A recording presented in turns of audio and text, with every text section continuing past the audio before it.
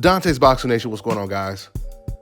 So you guys have heard me say on a couple videos already that Jermall Charlo, if he's not going to fight Demetrius Andrade in his own division, he should move up and he should fight David Benavidez.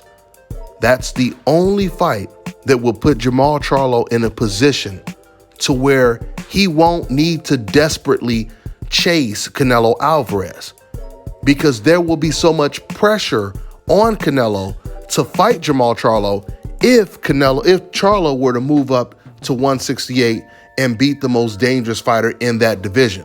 Now, and I also told you guys before it was just announced that Charlo, he's going to fight against Juan Montiel next. I told you guys, if his next fight is not at 168, that means he's most likely not going to fight David Benavidez. And that is very disappointing to me because I had really wanted to see that fight. Now, and it needs to be stated, we need to make this very clear that it was Jermall Charlo that originally called out David Benavidez. It wasn't like David was calling out guys at a smaller weight class. It was Jermall that called him out. And once he called him out, that's when David Benavidez, he clapped back and he started pushing for the fight. And this is why that is something you just don't do. If you're not willing to take the challenge that you actually initiated, then you should never even mention a fighter's name. That's a big mistake that Jermall Charlo made, and he's receiving a lot of backlash for it right now. You see, the whole thing is, when it comes to Charlo fighting against this Juan Montiel guy, that's not really a surprise that he's not fighting a big name right now. Because first of all, I don't know if you guys know this, but Jaime Munguia, I reported a couple days ago that Jaime Munguia, he was Demetrius Andrade's mandatory, right? And he actually turned down a title shot that he worked so hard to actually get. Now, if that wasn't shocking, that a mandatory would turn down a title shot, this is going to be even more shocking. Did you guys know that not only was Munguia Andrade's #1 contender, but he was also the #1 contender for the WBC belt, which is Jermall Charlo's belt. So here you have Jaime Munguia, who's the #1 contender to fight for a title. He could have easily been fighting for a title. He decided to turn it down to go after Selesky Majes, or Majes Selesky, whatever his name is. Now, this is not to suggest that Selesky is not a good opponent for Jaime Munguia, but clearly, when you have a title shot, there's no reason for you to be fighting against Majes Selesky. So my point is, with Andrade fighting this month, with us knowing that Gennady Golovkin, he's not going to fight Jermall Charlo, knowing that the #1 contender for Charlo's belt, Jaime Munguia, he's not going to fight against Jermall Charlo, it's not surprising that he's fighting a Juan Montiel. But this is where it is going to really make Jermall Charlo look bad, is when it comes to who he's going to end up fighting next. Because if he ends up fighting another Juan Montiel, Jermall, he's going to receive the type of backlash that is going to make him want to shut down all of his social media accounts. I mean, he's already receiving a whole lot of backlash for avoiding a fight at a higher weight class against David Benavidez. He's already receiving more backlash for that than Canelo Alvarez received for vacating his belt to avoid his mandatory in his own division, and also avoiding Andrade and Charlo for 6 years. So we know what time it is. And this is what I want Jermall Charlo to understand. I truly think Jermall Charlo, he must feel, hey, man, well, I see what Teofimo, Ryan Garcia, Canelo Alvarez, Jaime Munguia, and whoever else I didn't mention, I see what they're doing. So hell, if I turn down a fight, they're going to treat me the same way. And once again, because fighters, they don't really pay attention to the racial double standards that exist, they don't realize the backlash for you is going to be 10 times worse, as Charlo is already starting to see. I mean, before he even announced, or before this fight was announced, he was already getting all the pressure, where all the fans is like, you're ducking Benavidez, you're ducking David. I remember on one of the lives that he did, he even said, "Oh yeah, man, they hate me today. They hate me on Instagram today," is what he said to his girl as he was on his live. Well, let me just say this to you, Jermall.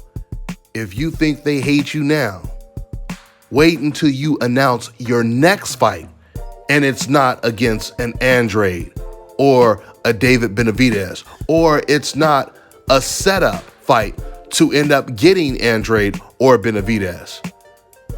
You really gonna see a whole lot of hate then. Jermall Charlo, he said in his recent interview with Brian Custer that he would rather fight Demetrius Andrade first before he would move up to super middleweight to fight David Benavidez. So if that is the case, then that's what fans are expecting him to do. And after Andrade's last performance, I wouldn't be surprised if Jermall actually takes the fight like he said he would do. I mean, even his brother, Jermall Charlo, he talked about Andrade not having a chin and how terrible he looked. So hopefully Jermall, he feels the same way. I mean, it would make no sense at all for Jermall to just sit there at 160 and fight the Juan Montiels when you could be fighting Demetrius Andrade. Whoever would win, Andrade versus Charlo, whoever would win that fight, that alone would put more pressure on Gennady Golovkin to take the fight. Because now you got the two most dangerous fighters in that division fought against each other. And Golovkin is another person who has a belt. Eddie Hearn just recently started to put pressure. He put pressure on Charlo, and he put pressure on Gennady Golovkin to fight Demetrius Andrade. So once again, if Charlo were to fight Andrade, that is going to put an enormous amount of pressure on Golovkin. It doesn't guarantee Golovkin is going to fall for the bait, but the pressure is going to be ridiculous. It's going to be hard for reporters to not ask Gennady Golovkin about fighting the winner of that fight, if that fight were to happen. But I want to respond to some of the people that commented in my last video about this situation with Jermall Charlo. There were a couple Mexican fans that were saying, "Oh, you know, why you not talking about Jermall Charlo and him fighting against his next opponent, etc., etc." Let me just first start by saying this. One of the guys I noticed in the comment section that said this was also the same person who previously kept saying that he didn't want to see Charlo versus Canelo, how Charlo doesn't deserve to fight Canelo, while Canelo was fighting Rocky Fielding and now Abney Yildirim. This same person was saying he doesn't deserve to fight Canelo, which we all know the translation just means he doesn't want to see it because he feels that's too dangerous of a fight for Canelo. So this is what I asked him, and I'm going to ask all of you guys who say these type of things, like, "Oh man, you know, what's up with Charlo fighting this guy?" If you guys didn't want Charlo to fight against Canelo Alvarez, why do you care who he fights?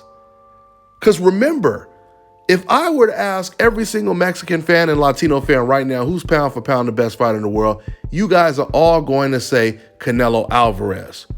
So if you're trying to compare what Charlo is doing right now to what Canelo is attempting to do, by your own admission, according to who you guys say is pound for pound, that means Charlo is going after the best fighter. While Canelo Alvarez, when he was at 160, he avoided all of the most dangerous fighters in that division. And now he's at 168, where he's fighting some of the weakest champions in all of boxing. Right now, 168, when it comes to the champions there, is one of the weakest divisions in the sport, if not the weakest. And that's the reason why Canelo said he wants to unify at 168 now, but he never wanted to unify at 160 and 154 when the Charlo brothers and Demetrius Andrade were champions there. Something else I want to make clear, and this is the reason why I love YouTube so much, because everything that I say is documented. See, the difference between me and you race fans is I push for all of these fights. Even if the guy that I'm rooting for has a good chance of losing, I still want to see the fight. You know why? Because at the end of the day, no matter who wins the fight, we know who the best is, right? But see, unlike these guys, the people who are sitting over here complaining about who Charlo is fighting next, they have never in their life said something in public criticizing Canelo Alvarez, trying to push him to take an Andrade fight, to take a Charlo fight. Like you guys have heard me on numerous videos pushing Charlo to take this dangerous fight at a higher weight class against David Benavidez. Because I still want to see the fight. Like I said, these race fans, they never wanted to see Canelo against Andrade or Charlo because they feel it's too dangerous of a fight. They would rather him continue to fight the Abney Yildirim's, the Billy Joe Saunders, just to guarantee a win. Not to say that the Billy Joe Saunders fight is a guaranteed win, but it's clearly an easier fight than a Charlo or an Andrade fight. At least that's what Canelo Alvarez thinks. So I want to reiterate the point. You are in no position to complain about who Jermall Charlo is fighting if you didn't want to see him fight the best, at least who you say is the best. That would be like, imagine if Canelo Alvarez had been chasing Charlo and Andrade for 6 years. When they move up in weight, Canelo moves up in weight. When one of them becomes champion, Canelo becomes the mandatory. And guess what? One of those guys vacates the belt to avoid Canelo, right? And then one of those guys moves up to a higher weight class. And then Canelo just gets sick of chasing them, and then he ends up fighting against Rocky Fielding or Abney Yildirim. Well, would any of you guys be complaining about who Canelo Alvarez fights after you know that he's been chasing Andrade and Charlo for 6 years? Of course not. We know what time it is. This is exactly what Jermall Charlo has done. Jermall Charlo has been chasing the two fighters that you guys have been saying was pound for pound the best fighter in the world, at least at one point. From Gennady Golovkin to Canelo Alvarez. Charlo has been chasing them for years, and they still don't want any of the smoke. The only thing that Jermall Charlo is guilty of doing is calling out someone at a higher weight class that he wasn't ready to fight. Which, once again, that situation could be fixed if he were to fight Demetrius Andrade and unify the belts, or if he decides to fight against David Benavidez next year. But I'm telling you right now, if Charlo just completely refuses to fight Andrade or David Benavidez, I'm telling you guys right now, it would be the biggest mistake of Jermall Charlo's career. This is pretty much the same thing I said when Gary Russell avoided Devin Haney. I said, man, if he turns down this fight, this is going to be one of the biggest mistakes of his career because he didn't really have too many options, did Gary Russell, right? And once again, Jermall is in that situation. You know, we don't know if Jaime Munguia, he would rather fight Gennady Golovkin before he fights Andrade or Charlo, which tells you Jaime must agree with what Jose Benavidez Sr. said. When Jose Benavidez, he said that Charlo would be our most difficult fight. He said the Canelo fight, that's an easy fight compared to the Charlo fight. But he didn't just say it, he broke it down like a boxing trainer. He went into detail explaining why Charlo is a much more difficult fight. Not like some of you decaps in the comment section that'll just say some crazy stuff like, oh, Canelo knocks them all out, and no explanation. It's just like cheerleading, right? So Jose explained it, and Jaime Munguia must feel the same way.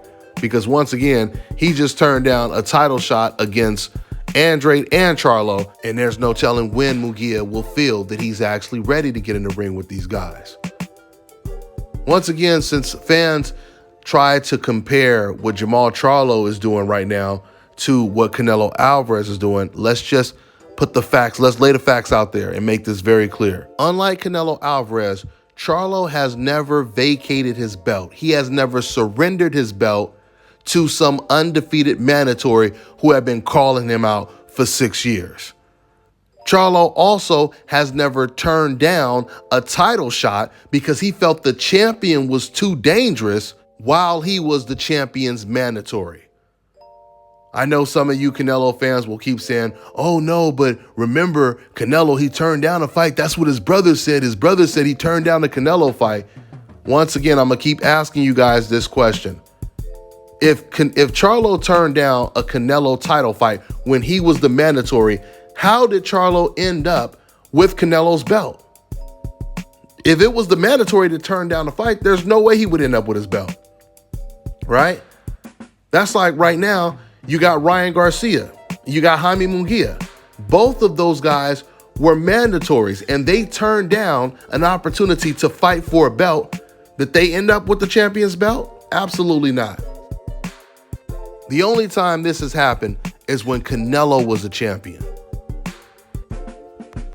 But with that all being said, if Jermall Charlo doesn't step up and go after the Andrades or start setting up a fight against Andrade or David Benavidez after he gets past Montiel, he is going to start to become extremely irrelevant in the sport of boxing. And like I said, he ain't going to even want to look at his social media accounts because it ain't going to be nothing but more and more pressure for Charlo to give the fans the fights that they really want to see. That's all I got for now, guys. I'm on to the next one.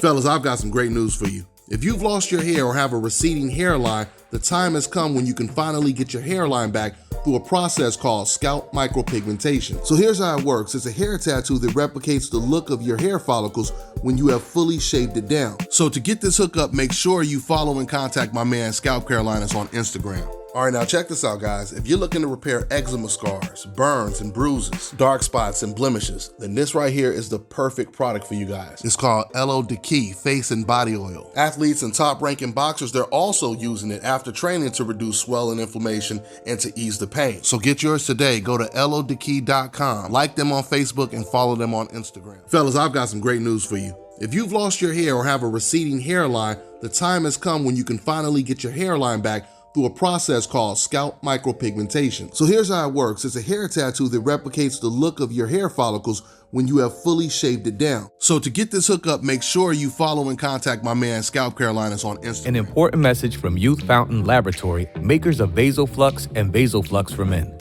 If you're over the age of 35 and over the years you've eaten pizza, dairy foods, deli meats, or meats with fat, you are likely to have some degree of plaque buildup in your veins and arteries. This increases your risk of suffering a stroke or heart attack exponentially, and no one wants such a catastrophic event to occur. Introducing Blackout. Blackout is made of all natural ingredients proven to help dissolve clots in the blood, remove calcium deposits and plaque from the walls of veins and arteries, improve viscosity of the blood, improve elasticity of the veins and arteries, treat varicose veins, and prevent the reoccurrence of plaque buildup. For more information, visit Youth Fountain Laboratory at youthfountainlab.com or call 1-800-853-7856. And remember, to help unclog veins and arteries, get the Blackout.